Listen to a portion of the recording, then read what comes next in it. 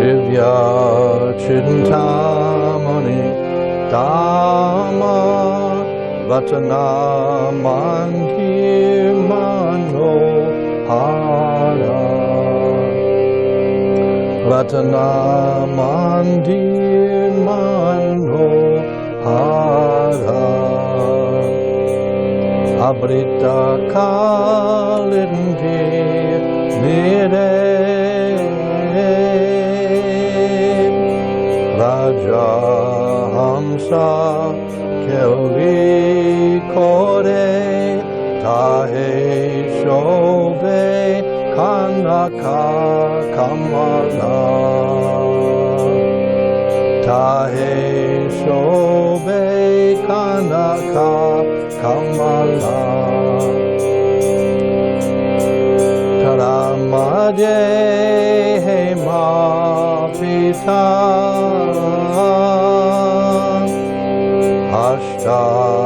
Ashtadale Vestita Ashtadale Pradhana Naika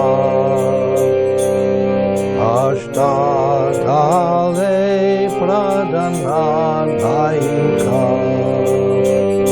Karamaje Radna Sane Vasi Achen Tui Jane Shama Sanghe Sundari Radhika Shama Sanghe Sundari Radhika Guru Palavanya Rasi Ami Apari Shekasi Asya Pari Hasasam Vasane Asya Pari Hasasam Vasane Naro Tamadasa Koi Nitya Lila Sukhamoy Sadai Spuru Kamoramane Sadai Spuru Kamoramane Vrindavanaram Yasta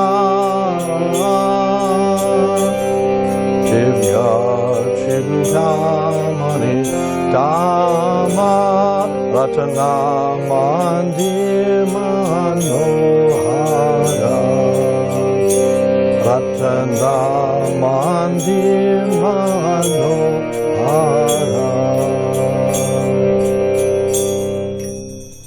Hare Krishna. The title is Amorous Pastimes of Spring, and this is the translation. Beautiful Vrindavan is filled with Chintamani gems and many jewel palaces and temples. Many regal swans play in the waters of the Jamuna, and in those waters a splendid golden lotus flower grows. In the middle of that lotus is a golden place surrounded by 8 petals. On these 8 petals the 8 principal gopis reside, and in the center Lord Shyamasundar and beautiful Srimati Radharani sit on a jewel throne. The great beauty of the divine couple and their charming joking and laughter continually showers nectar everywhere. Narottam Das says, I pray that these blissful, eternal, transcendental pastimes of the divine couple may be always manifest in my heart. This is so beautiful. So this was the first public presentation of this song by me. And it warms the heart because it's confidential, but it's not something that we cannot enter into. Krishna is inviting us through this song to enter into his pastimes, and the most confidential pastimes with Srimati Radhika and the wonderful atmosphere of Vrindavan. So this is why we go to Vrindavan, so that we can get closer and closer and closer to those pastimes. And eventually, at the time of leaving this material body, we may be qualified to enter completely into those pastimes, wherever they are taking place. So I thought I would sing that and, of course, honor Vishnu Jan Swami. He was given the words to this song by Narottam Das, by Srila Prabhupada. And Srila Prabhupada asked him to compose the music that would be appreciated by the Western audience and the devotees of Europe and America especially. So he did the first verse, and I never heard the rest of the song, so I thought, this is something that perhaps with my musical background I could do to complete his mission, his work of Vishnu Jan Swami. He was the premier kirtan leader of our movement during the 1970s, and then suddenly he was gone. So it reminds us of the pastime of Chaitanya Mahaprabhu and Chota Haridas. Chota Haridas was sent out to beg rice, and he went to the home of an elderly woman and asked for rice, and came back. Chaitanya Mahaprabhu, being the omniscient Supreme Personality of Godhead, said, why did you enter into the home of this lady? And as a sannyasi, you should not be spending time alone with any woman. So Lord Chaitanya felt that was such an important violation, deviation from the standard of the sannyasi, that he banished him from his association. And he could not stand being separated from Lord Chaitanya. He went to Prayag and he drowned himself, then returned to Lord Chaitanya in his spiritual form. And he was a kirtan leader, one of Lord Chaitanya's favorites. So in his spiritual form, he sang for Lord Chaitanya. And Lord Chaitanya could appreciate his singing, but no one else could see. No one could see. So this is an amazing thing. Vishnu Jan Swami, he was a young man. And like Chaitanya Mahaprabhu, who took sannyas at age 24, Vishnu Jan Swami was a very young fellow. And I was fortunate to be performing Sankirtana with him in Los Angeles. And I tell you, he was so advanced. It appeared to me that his feet, when he was dancing, were not touching the ground. An amazing thing, amazing devotee.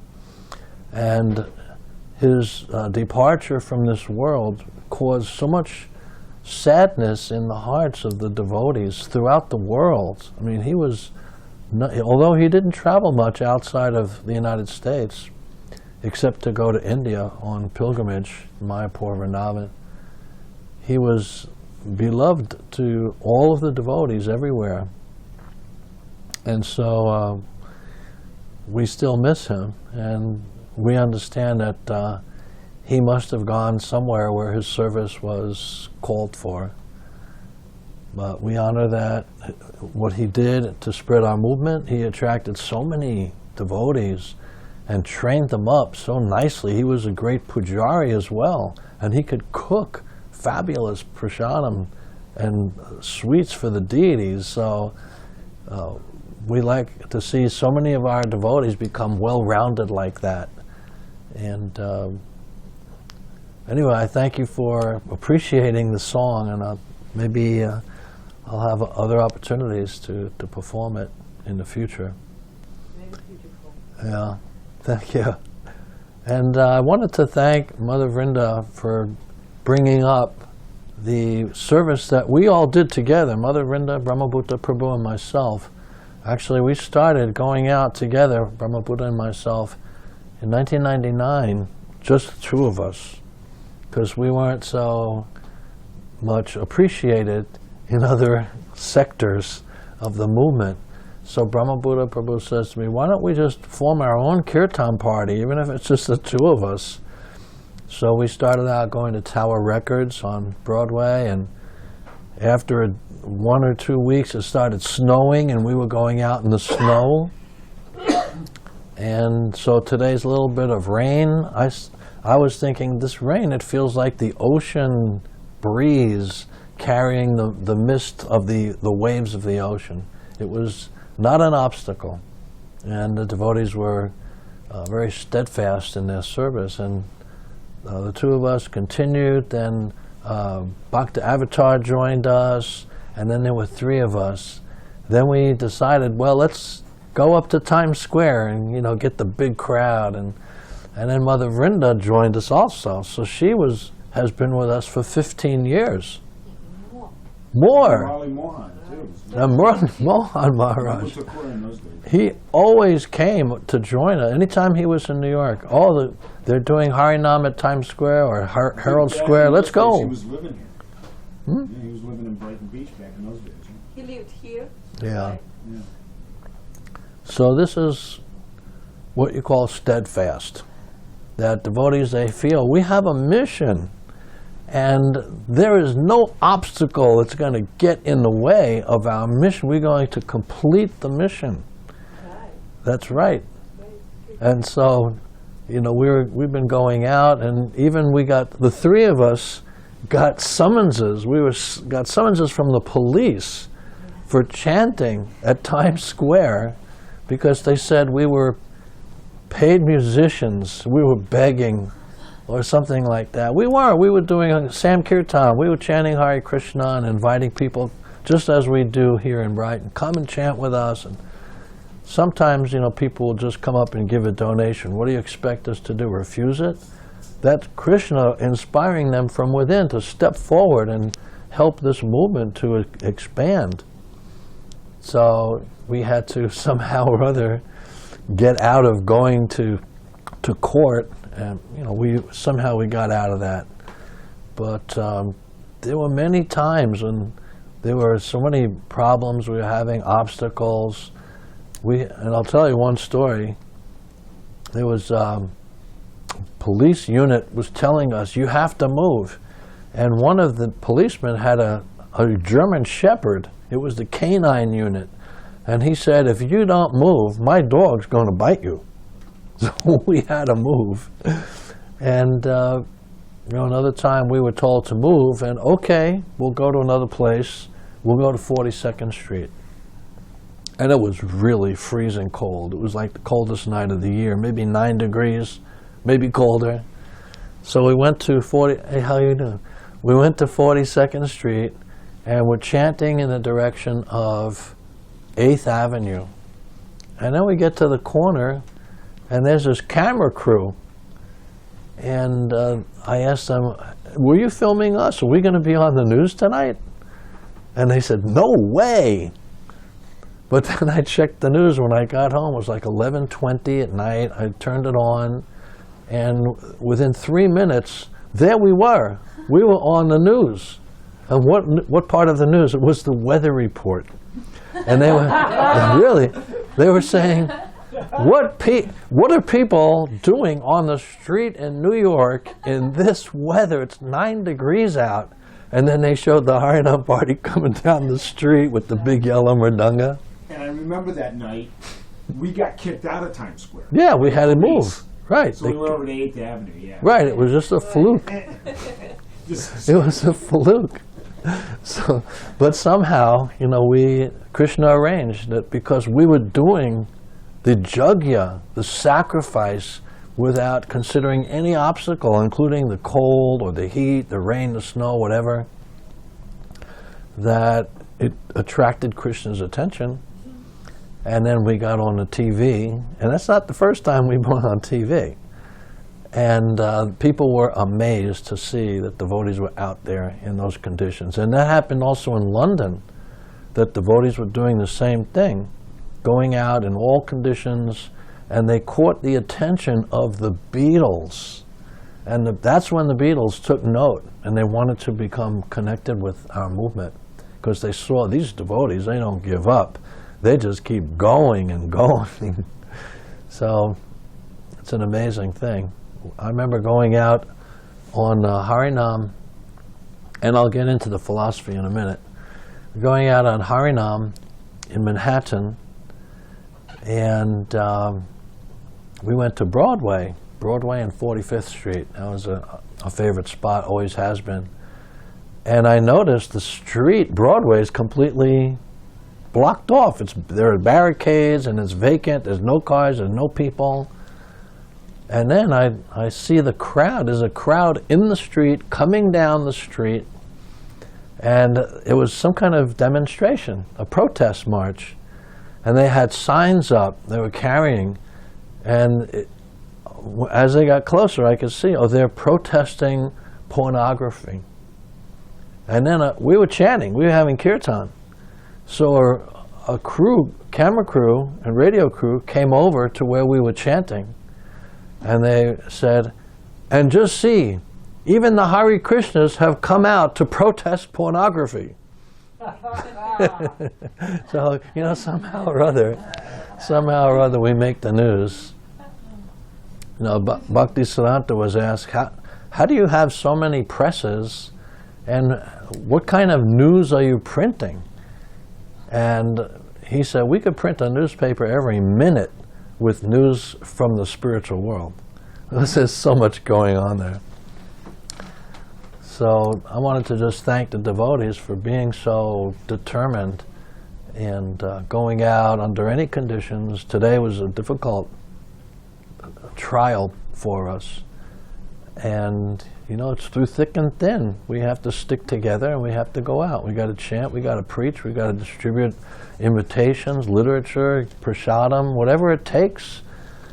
And, this is Prabhupada's formula for success. He said it is tried and true and tested formula for success. So we don't have to introduce anything new. Just continue doing what we're doing, that's all. So I wanted to go to the Sri Upanishad. I didn't want to take up so much time, because last week we were talking about the peace formula. Remember that? Bhuktaram yogyatapasam sarvaloka maheshwaram suridam sarvabhutanam gyatamam shantam richtati. That the peace formula, it's meant for the devotees to understand. The impersonalists, they don't understand this peace formula. Bhoktaram yagya tapasam. Krishna is the beneficiary of all sacrifice. The Mayavadi, the impersonalists, they cannot understand, they can't grasp that. Only devotees can grasp the peace formula, which means that only the Krishna consciousness movement can bring peace to the world. And the world is in dire need of peace right now. They really need this formula. Sarvaloka Maheshwaram. Krishna says, I am the proprietor of all the planets. Just like in the Gita, he says, Aham Sarvasya Prabhavo. I am the source of all material and spiritual worlds. Everything comes from me. And then Suridam Sarvabhutanam. Krishna says, I am the friend of all living entities. Gyatamam Shantam Richchati. These three factors constitute the peace formula. Bhagavad Gita. You gotta take it. You gotta spread that around. Spread that message around. And it's confirmed here in the Sri Upanishad. That's why Mother Vrinda was looking so hard all over, like a needle in a haystack, but she found it. She found the book, the Sri Upanishad. And I asked if she had it because I wanted to check on this verse. I don't know if have you read this? Sri Upanishad, have you read this? Have you read this? Not. You have it in Russian? This book is so important. Yeah. It's Because very easy to read. it's 18 mantras. Myself, yeah. I 18 have mantras. few books. One of the 18 Upanishads. In bookstore. Oh, yeah? Okay. She's like, whenever I meet a devotee that joined in Henry Street, Yeah. he said he got a Sri Upanishad. It's 108 Upanishads? Is that the correct number? I 18 Puranas, 180 Upanishads, I believe so. Sri Upanishad is central for devotees.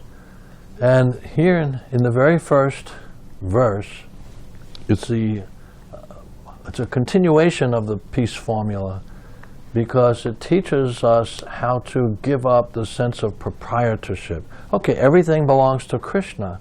That means you can't have the sense of proprietorship getting in the way of peace.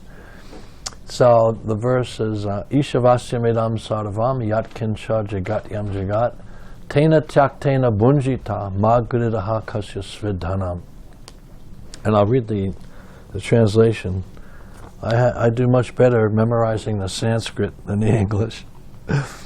But it says, everything animate or inanimate that is within the universe is controlled and owned by the Lord. One should therefore accept only those things necessary for himself, which are set aside as his quota, and one should not accept other things, knowing well to whom they belong. So everything is arranged for our maintenance. From the moment the living entity enters the material world, it's all arranged. So we don't have to work like an ass. The ass is working hard, carrying a big load, and even though there's grass on the side of the road, it can't stop to eat the grass, only when it unloads what's on its back. And that's the kind of life that many people have. You know, factory workers working very long hours and just for a little money, just to put food on the table. But the arrangement has been made so that all of the material necessities are provided by the arrangement of the Supreme Lord. Prabhupada points out how the tiny ant that needs a little speck of sugar and the elephant that needs 100 pounds of hay, everything is provided for both the ant and the elephant. So, Ishavasyamidam sarvam. I think that devotees are therefore very peaceful because they minimize their needs. They know when enough is enough, and you don't need more than the basic necessities. In fact, Prabhupada's formula for devotees living in the temple is that the temple provides. If you're a full-time devotee, the temple will provide. Krishna is no poor man, and Radharani is managing. That's what Prabhupada said. You don't have to be a miser and not give the devotees what they need. But the basic necessities, room, board, the whatever food is required, whatever they need to maintain their health, basic things. Sometimes people complain they don't have money for toothpaste and they're living in the temple, or they don't have money for soap powder so they can't wash their clothes. No, that's not the right mentality. Devotees have dedicated their lives. They've given up everything. And therefore they have no other obligation. Their obligation is simply to serve Krishna. They have no obligation to the state. They have no obligation to other family members. They have no other social obligations. Just by being a devotee, they have actually cut off their ties to the material world. Now they are aiming for the lotus feet of Krishna. Om Tad Vishnu Paramam Padam Sada Pasyanti Suraya. Like the demigods. Demigods are all aimed at the lotus feet of Krishna. They're doing all the administrative work, making sure that all living entities are provided for. And by devotional service, devotees develop all of the qualities of demigods.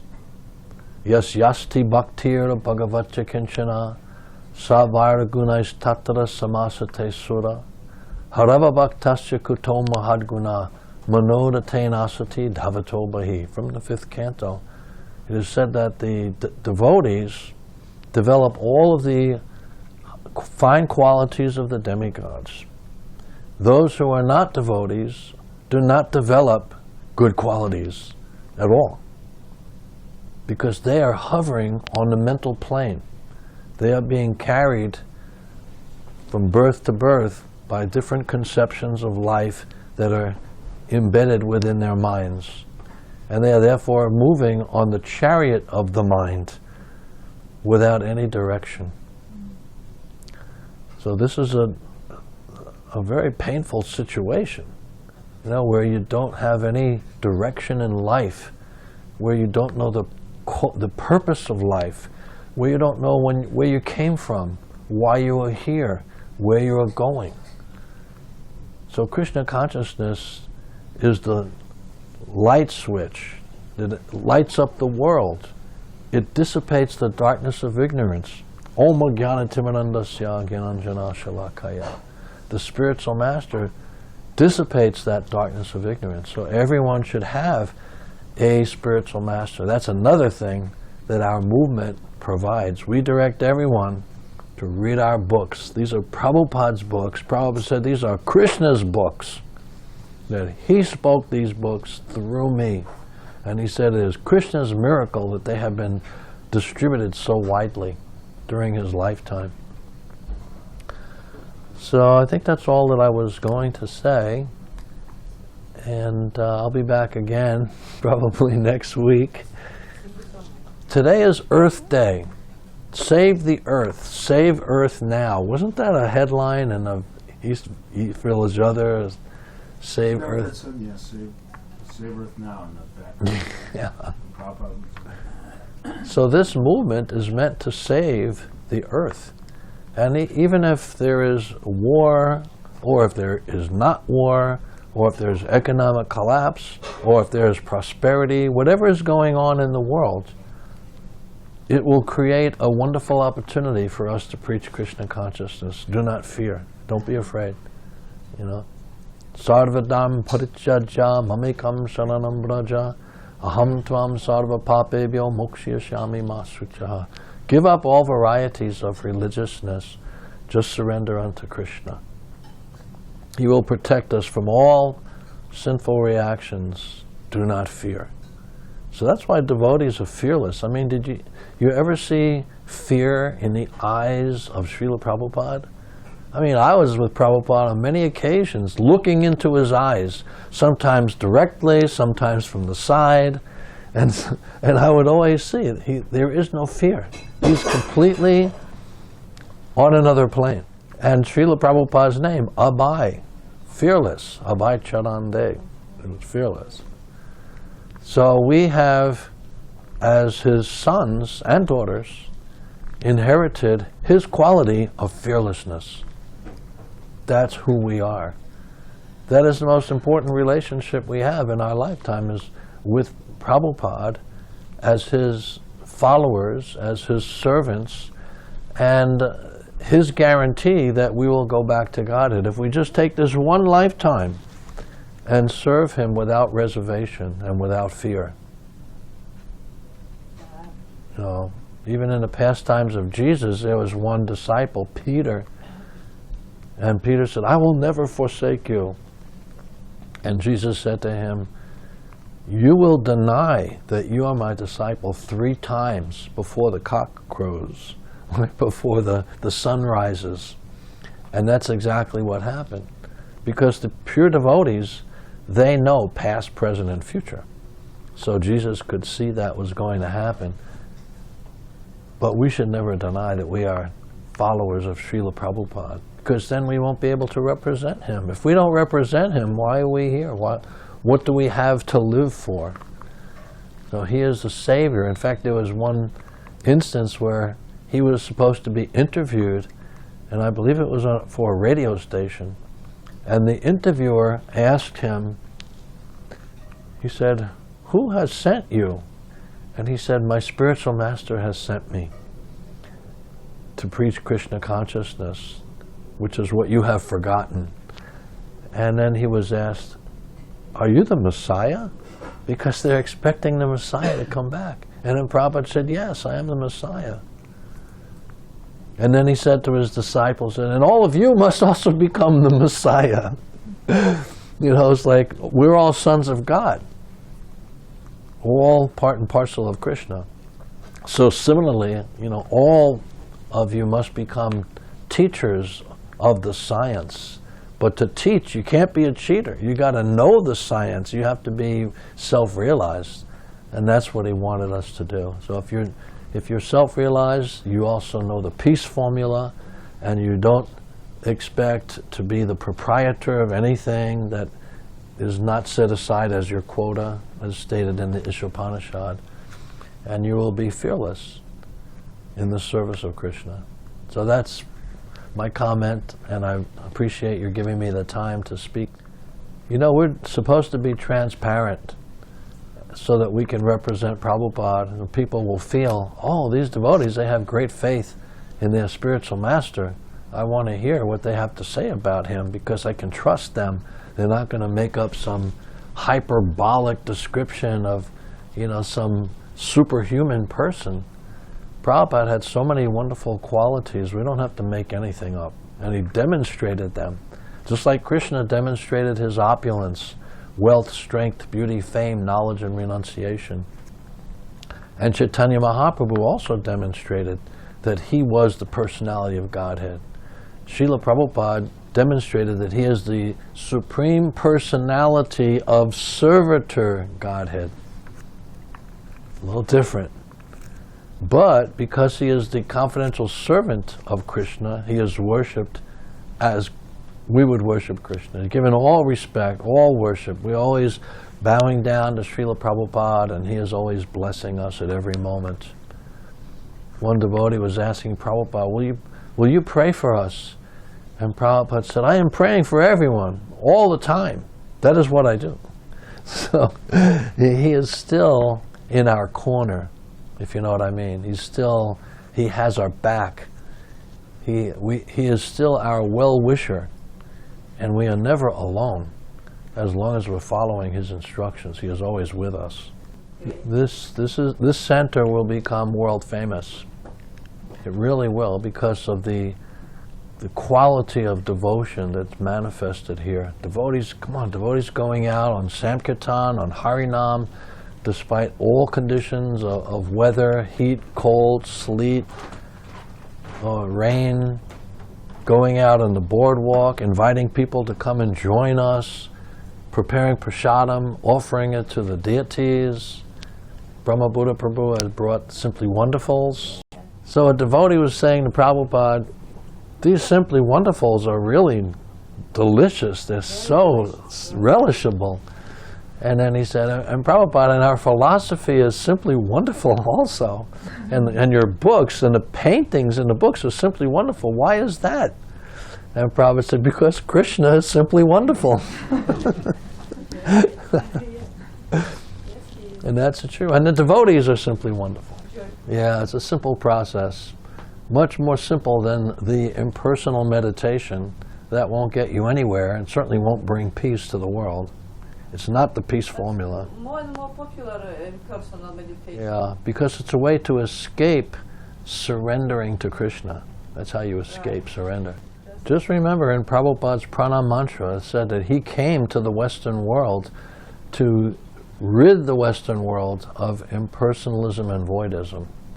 So it's something we have to always watch out for, that doesn't creep in to our own movement, because the whole world is filled with these things. Maharishi, transcendental meditation? I'll tell you a secret. He was writing a Bhagavad Gita, but he didn't get past the first 6 chapters. And then he said, if you really want to understand the Bhagavad Gita, you have to go to A.C. Bhaktivedanta Swami. That's what he said.